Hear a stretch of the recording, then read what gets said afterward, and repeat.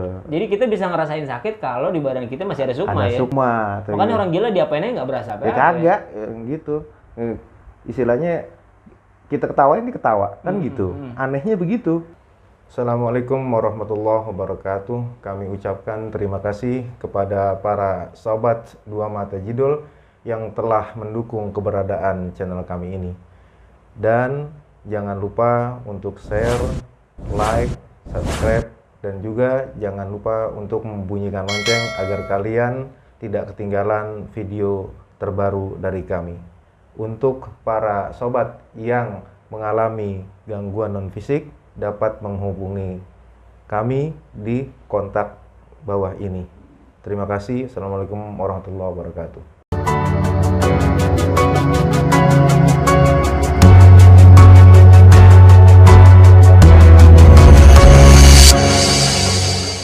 Assalamualaikum warahmatullahi wabarakatuh. Waalaikumsalam warahmatullahi wabarakatuh. Kembali lagi bersama kami di Dua Mata Jidul, anti tipu daya bangsa jin. Buat kalian yang mencari pesugihan, bukan di channel ini, Idul ya.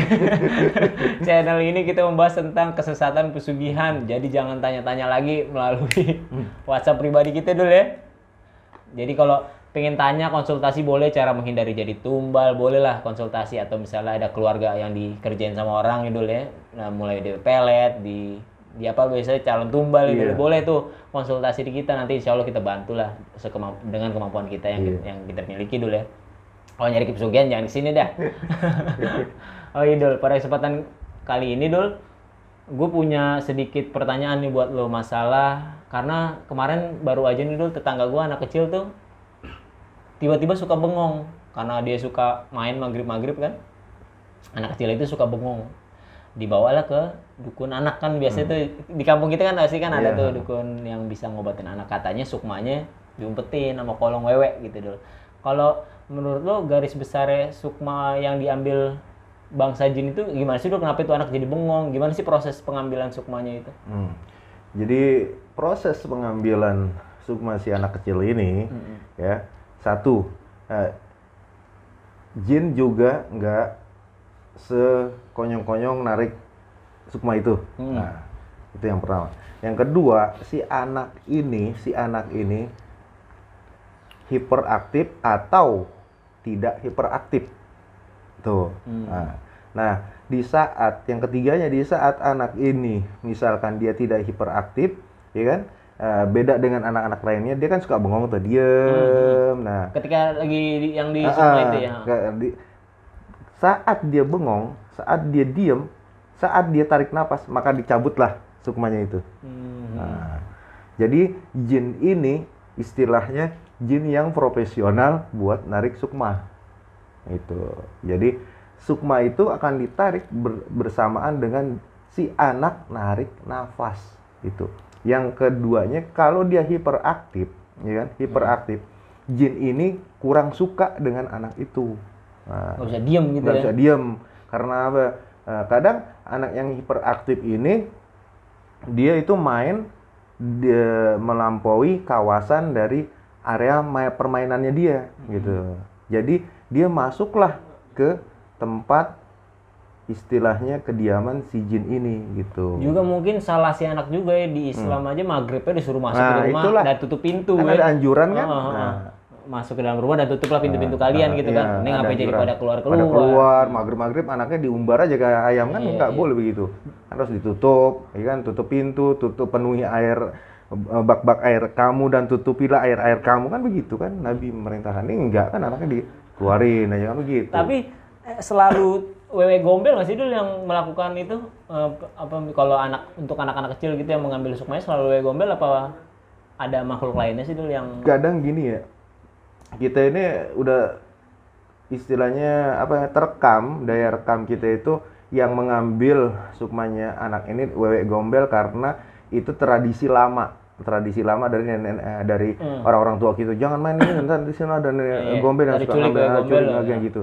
Padahal nenek gombel itu kan kita nggak tahu bentuknya kayak apaan. Yang kita tahu kan bentuknya rambutnya panjang, payudara itu kan namanya wewe gombel. Tapi kadang bukan juga dia. Kalau wewe gombel itu dia kerjaan ngumpetin anak kecil. Jadi bukannya sukma yang diambil. Oh, yang kalau di film-film dulu pakai rantang diketok-ketok Iya, ya? oh Gorengan. dipukulin apaan gitu. Sampai capek ketemu juga kagak kan gitu kan istilahnya. Karena apa? Ya istilahnya makhluk apa namanya? Makhluk gaib, makhluk halus dipukulin gendang ya kan. Dia kagak denger kan sampai aja kuping orang budek gitu ngomong, ya nggak bakalan didengar kan gitu. Jadi istilahnya tradisi-tradisi itu sebenarnya entah dari mana datangnya itu jalurnya salah gitu, jalurnya salah. Jadi kalau misalkan wewe gombel itu dia makhluk yang bisa mengambil anak kecil, dalam artian bukan sukmanya tapi jasadnya juga keambil, gitu diumpetin gitu. Oh, sama si wewe gombel itu ya? Bukan diumpetin, istilahnya kan wewe gombel payudaranya gede, diumpetin dulu, enggak lah gitu. Oke, gue dipeluk sama tete. Enggak, jadi diambil, ya ditaruh di tempatnya dia, di rumahnya dia gitu. Jadi bukan diumpetin di kedua payudara, bukan, itu salah kaprah itu. Jadi kalau garis besarnya sukma itu apa nih dulu menurut pengetahuan lo? Kenapa bisa sampai diambil? Bisa kalau ada juga yang perempuan di YouTube sukmanya dia karena pacarnya sedih gitu, putus, sukmanya dia ke dukun, sukmanya diumpetin atau masih dukun. Bisa juga kayak gitu tuh ya? Karena kalau sukma ditarik itu oleh orang yang ahli dalam bidangnya. Jadi nggak semuanya orang bisa menarik sukma, kan gitu. Kadang juga misalnya orang perempuan sampai dikurung, ya kan? Iya betul. Istilahnya nggak dapet jodoh. Nah itu bukan sukma. Oh bukan. Bukan, itu istilahnya si cabang bayinya gitu, si cabang bayinya. Jadi kalau kita masuk ke dalam dunia hal-hal yang spiritual paranormal, kita harus ngerti adanya sukma, raga, dan jasad. Dan kita harus ngerti juga ada cabang bayi tuh. Jadi kalau cabang bayi ini, kalau orang bilang itu apa namanya, saudara kembarnya ari-arinya itu. Oh, iya, Itu di situ. Jadi harus ngerti. Nah, kadang bukan paranormal ya, kadang orang pinter lah gitu ya untuk memelet si perempuan, dia pakai perantara si cabang bayinya itu ditarik. Oh jadi sukma dari cabang bayi itu beda ya? Agak beda gitu. Jadi kalau sukma dia ada di dalam tubuh kita, kalau cabang bayi ada di luar tubuh kita. Yang lahir bareng berupa ari-ari itu ya? Itu. Jadi dia di luar. Dan yang punya cabang bayinya pun tidak bisa melihat gitu. Nggak bisa kecuali dia menjalani ritual, menuntut ilmu kebatinan, sampai dia belajar, dia bisa melihat itu. Jadi agak beda lah di situ. Setelah tadi sukma, biasanya itu dekat halnya sukma, ruh, dan jasad dulu. Bedanya sukma dan ruh dulu nih dulu, apa dulu? Kalau sukma tadi dulu jelasin. Kalau ruh itu bagian dari apa sih? Ruh itu kalau dibilang apa namanya, jiwa ya, jiwa. Jadi waizat yang menggenggam jiwaku, itu kan ada tuh perkataan seperti itu kata Nabi Muhammad ya. Maksudnya kalau jiwa itu istilahnya adalah ruh. Saat ruh kita dicabut sama Tuhan, sama malaikat Israel pencabutnya, matilah kita. Itu ruh. Nah, dia adanya di dalam jasad. Itu loh, ya, yang menggerakkan semuanya. Itu. Kalau orang gila tuh masuknya di sukma. Oh sukma dulu. Sukmanya udah dicabut. Sukmanya loncat, bukannya apa? Karena apa? Satu kan gini loh. Karena apa sih sebab orang jadi gila kan gitu. Biasanya kan kalau kita menurut psikologisnya terlalu mengalami beban hidup yang terlalu berat kan? Makanya itu. Sampai nggak sadarkan diri gitu, makanya bisa dia ngomong, makan udah nggak karu-karuan. Kayak Pandi kepengen punya motor Harley kan, jadi kepengen istilahnya minta beliin sama bapaknya nggak punya duit ya, akhirnya ngambek ya kan, diem murung ya kan.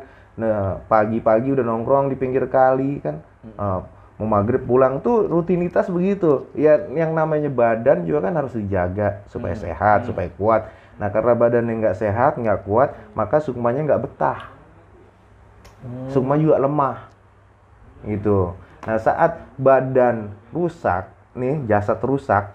Nah karena pola hidup yang begitu-gitu pola hidup yang begitu yang nggak sehat. Nah sukma lama-lama loncat. Saat sukma loncat, masuklah makhluk gaib. Nah, jadinya sukmanya tetap ada di situ, yang pulang beserta jasad itu adalah makhluk gaib lain gitu, yang ngisi badannya. Nah, makanya orang bilang setengah on gitu. Kurang setengah on. Jadi koplak deh ntar. Ya kan? Kok biasanya misalnya si Restu makan Indomie Sakura 2, ini kan bukan lagi Indomie Sakura 2 kan gitu, Iya. ya kan? Indomie soto sekardus kan nggak lucu kan Iya, itu di situ. udah di luar nalar. Di luar nalar. Jadi kelakuan orang yang sukmanya loncat ya seperti itu. Ya makanya orang bilang, no orang gila, ya kan? Makan nasi basi dibuang nggak kenapa-napa. Nggak Iya sakit. kak nggak sakit. Ya karena yang di dalamnya bukan si sukmanya, gitu loh. Nah di saat misalkan ada kita tabrakan nih motor, ya jeder. Itu sebelum tabrakan itu sukma udah loncat duluan karena dia nggak mau merasakan sakit. Oh kayak gitu ya. Begitu, kayak jebret. Nah jatuhlah keduanya. Makanya kita Pingsan. suka dengar cerita kalau orang tabrakan gue nggak ngerasain apa-apa, tahu-tahu gue pingsan gitu. Pingsan. dia. Nah, karena itulah si sukma itu dia nggak mau merasakan sakit. Nah, jadi kalau dibilang sukmalah yang pengendali diri kita ini, gitu. Sakitnya kita, sedihnya kita, itu. Nah, kalau misalkan jasad rusak, sukma rusak, ruh akan ikut rusak, tuh gitu. Jadi harus dikendaliin di antara keduanya itu. Jadi sukma sama jasad harus benar-benar balance, sinkron. Jadi ruh akan nggak rusak gitu. Kadang kita belum tua dibikin tua, gimana cara gini mikir ya. Jadi cepet tua gitu. Jadi jasadnya rusak, sukmanya juga jadi rusak. Jadi kalau proses ada orang gila gitu pasti sukmanya udah nggak ada di badan itu. Udah nggak ada di badannya. Tapi kalau yang orang gila udah menahun tuh agak berat tuh. Agak berat. Kita harus menelusuri ini adanya di mana, adanya di mana. Harus nyari tuh ya. Harus nyari. Juga pun kalaupun udah ketemu belum tentu mau masuk tuh karena Belum tentu. badannya udah rusak. Gitu. Karena yang nempatin ini udah betah gitu, Jadi bukan sedikit, kita harus ada perlawanan buat mengeluarkan yang di dalam jasadnya ini. Jadi kalau kita punya keluarga yang baru kira-kira baru mulai nih mau ke arah situ nih misalnya karena dia punya keinginan atau punya masalah yang baru, langkah awalnya itu apa tuh? Langkah awalnya kebiasaan kita sih mungkin orang lain beda ya. Ada yang misalkan ada tata caranya, ada orang lain di ruqyah atau tata caranya dia diruat ya. Ya kalau kita sih istilahnya ya beda dengan orang lain ya. Pertama kita harus melemaskan dulu, istilahnya gini loh. Ini kita perumpamaan gelas aja. Nah gelas ini, ya kan, ini keras. Nah, kita harus bisa menjadikan gelas ini memuai. Nah, jadi seumpama gelas ini jasad dipenuhi sama sukma yang bukan sukmanya. Nah, dia kan padat tuh terisi dengan sukma. Misalnya ini sukmanya si fulan, ya kan? Nah, si fulannya loncat, isi sama setan, sama jin. Nggak cuma satu? Satu. Nggak mungkin. Wah, ini gue udah misalnya kayak keseruan. Iya. Dicabut satu masih ada lagi. Padahal dia juga. Gitu. Mungkin jangan ngaku orang pintar kalau dibodoh-bodohin itu setan tuh gitu. Nah, dia kalau udah bertahun-tahun dia akan kencang ngisi badan kita. Penuh ya? Penuh. Di setiap sisi. Oh, di setiap sisi.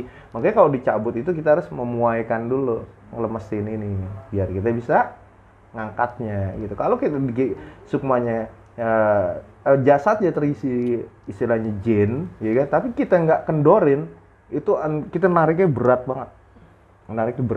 Kan udah nempel situ lengket gitu ya. Iya, kalau kayak Pandi aja udah PW banget, merem ya dibangun. Apaan sih ntar dulu? Kan gitu. Sama aja begitu, sukma juga begitu.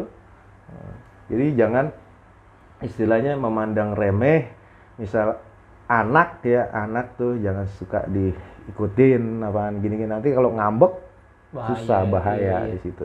Nah, cara menjaga supaya sukma dan ruh kita agar tetap sinkron tuh gimana, Jo? Selain mungkin dengan ibadah pertama tuh ya. Pertama kalau misalnya dia udah balik, ya ibadat, terus kasih pelajaran yang pendidikan yang dia bisa menerima gitu dengan daya tangkapnya dia.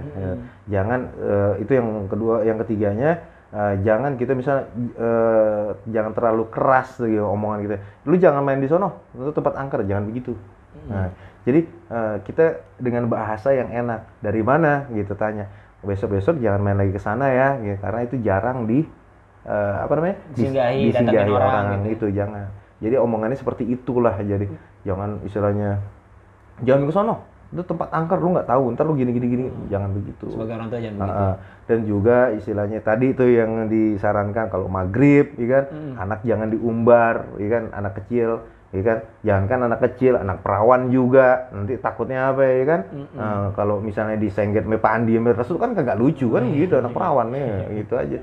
Jadi anak perawan terutama misalnya dia jam-jam sekolah ini kan lagi COVID jadi libur. Nah, usahakan kita harus kontrol gitu. Kebanyakan anak perawan juga istilahnya kalau udah kelayaban di sono, dia kan teriak-teriak dihitung, dia nggak tahu itu tempat angker atau enggak kan gitu. Terus orang jin di situ nggak suka, nggak suka. bahaya tuh ya. Nanti pulang-pulang kesurupan kan repot gitu. Nah, kesurupan itu sukmanya loncat gitu. Masuklah jin atau istilah kuntilanak lah apaan, nah, itu yang jadikan repotnya di situ. Tapi ngaruh nggak sih dulu dengan seringnya kita beribadat gitu? Ngaruh nggak sama gangguan-gangguan gitu yang akan sulit masuk ke kita gitu? Kalau kita kosong kan gampangnya itu jin narik sukma kita. Kalau kita dekat dengan pencipta kita bisa nggak sih? Bisa. Agak sulit jadi agak sulit dia untuk memasuki tubuh kita ya. Karena apa? Di hati kita itu karena udah tersimpan surah Fatihah itu aja. Gitu ya. Kalau misalnya makanya ini bagi kaum laki-laki atau kaum perempuan yang remaja, yang dewasa ya kan, pelajari surah Al-Fatihah secara baik dan benar. Itu yang pertama. Lafaz dan artinya. Yang keduanya itu istilahnya dia juga menghafal ayat kursi sampai hatinya bisa baca ayat kursi dengan tadi artinya dan maknanya itu. Jadi di saat dia hatinya udah dikunci dengan surah Fatihah dan ayat kursi, makhluk tidak akan bisa. Karena kalau dia makhluk itu udah masuk, otomatis hatinya dimasuki oleh setan gitu. Kalau terakhir, kalau setelah tadi sukma dan ruh, jasad itu apa dulu? Jasad yang gue tahu badan kita nih jasad. Kalau ada mayat, ini jasadnya ditemukan di sini gitu. Apaan tuh jasad menurut lo? Jasad itu adalah raga. Ini cubit sakit. Fisik ya? Fisik. Makanya orang tuh kalau dioperasi dibius. Nah, dibius supaya tidak merasakan sakit. Di saat dia dibius dan dia tidak merasakan sakit, maka sukma loncat. Sama juga? Sama juga. Makanya di saat dia selesai operasi, suster yang mengerti, artinya ada pelajaran untuk membangunkan orang yang setelah dibius itu gimana gitu. Jadi misalnya setelah dioperasi kan dia dibius supaya dia nggak sadar. Nah di saat nggak sadar itu sukmanya loncat, selesai dioperasi dia akan ditepuk-tepuk, bu pelan-pelan gitu, pelan-pelan. Jadi nanti sukmanya akan masuk gitu. Jadi kita bisa ngerasain sakit kalau di badan kita masih ada sukma ya. Sukma. Makanya orang gila diapainnya nggak berasa apa-apa. Kagak gitu. Istilahnya kita ketawain dia ketawa kan gitu. Anehnya begitu. Jadi kalau misalnya restu dicubit dia ketawa, ya udah bukan restu itu di dalamnya. Gitu aja. Iya gitu ya. Makanya sukma. Oh iya. Logikanya begitu. Ini yang merasakan sakit adalah adanya unsur kedua di badan kita, yaitulah sukma gitu. Jadi kalau kita sodet gitu, sakit berdarah itu kan kita melukai atau menyakiti raga kita dengan menyodet pisau, itu kan raganya. Kalau dia udah nggak kesakitan berarti sukmanya udah kebal tuh namanya gitu aja. Jasadnya luka, sukmanya tapi udah nggak ada, jadi udah nggak berasa. Jadi nggak berasa. Bebekas sih bebekas tetap ya. Bebekas itu. Jadi jadi sukma itulah perasa sakit sebetulnya, perasa sakit dari sakitnya pikiran, dari sakitnya hati itu. Jadi walaupun kita dalam keadaan sakit tetap harus bersyukur, berarti sukma kita masih ada di badan kita. Jangan pada nggak copot. Jangan ngeluai kalau sakit itu dulu. Jadi kesimpulan lo apa nih dulu? Yang perlu kita jaga dari diri kita apa nih? Biar hal-hal yang kayak sukma lari dari badan kita, terus ruh yang bisa kita jaga supaya baik itu apa nih? Yang pertama sih kita harus menjaga supaya sukma dan raga kita ini baik, dia tidak loncat. Ya pertama itu jalani aja hidup, ya kan.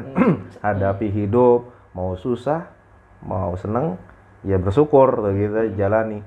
Karena kalau kita misalkan hidup ini kita terlalu terbebani, dia akan berdampak kepada fisik kita. Nah, mana ada orang stres ganteng, ya kan? Nggak ada orang judul orang stres itu ganteng. Nah, kalau mau melihat orang stres, ya, itu dari cirinya rambut, dua pakaian. Nah, kalau udah rambut acak-acakan, pakaiannya compang-camping itu orang gila. Berarti kan dia stres. Nah, kalau kita bilang lu lagi stres ya, dia kan nggak ngaku, nggak sadar, ya kan? Nah itu, jadi kita harus menjaga hati dan pikiran kita tenang, hadapi kehidupan kita, ya kan? Jalani hidup kita, mau seneng, mau susah, bersyukur, itu aja. Percaya semua ini dari Allah. Itu aja. Ini istilahnya bukannya ujian tapi cobaan dari Tuhan aja, gitu aja udah. Mau seneng, kalau kita mau dikasih seneng kaya sama Tuhan, ya besok juga bisa dikasih. Tapi hati kita nerima nggak, kan gitu. Nah, orang istilahnya masih susah aja, istilahnya main handphone mulu kan, tiduran, itu susahnya. Gimana kayaknya kan begitu ya. Satu aja susah ya kan, sampai lepas ya gimana lagi kaya, kan begitu. Satu lepas gampang, nyari lagi kan begitu. Kalau orang kaya kan begitu. Nah, begitu nggak Pandi kalau kaya? Enggak di sini depan resto, enggak di belakang. Kalau kaya mah gini, itulah. Jadi kita harus bersyukur aja, nikmatin aja hidup supaya istilahnya kita sehat, ya kan? Kelihatan awet muda, bukan seger gitu, fresh gitu aja. Punya duit nggak punya duit, jangan diomongin gitu ya. Yang penting kalau lagi kumpul nggak ada duit, keluarin aja rokok kan sebatang gitu aja judulnya. Jadi kesimpulan video ini, keadaan apapun yang kita dapetin diterima dengan lapang dada dulu. Karena percaya ini semua dari Allah gitu dulu. Udah kali dulu sekian video kita kali ini ya. Untuk temen-temen jangan sampai deh terbebani sama satu hal dan lainnya gitu, karena nanti kalau semua copot kesian keluarga dulu. Kalau masih ada tuh semua, kalau kagak ada kan repot. Sekian dari kami di video ini, jangan lupa like, comment, dan subscribe. Terus kalau punya pertanyaan-pertanyaan boleh tinggalin di komen, dan ngingetin lagi yang konsultasi cuma boleh yang punya masalah tentang praktek, misalnya keluarga mau jadi tumbal atau dipelet nggak karu-karuan yang punya anak. Tapi kalau pesugihan kita nggak akan jawab karena kita nggak ada niat pingin ke arah situ. Sekian dari kami, saya Fandi. Saya Jidul. Terima kasih. Assalamualaikum warahmatullahi wabarakatuh. Waalaikumsalam warahmatullahi wabarakatuh.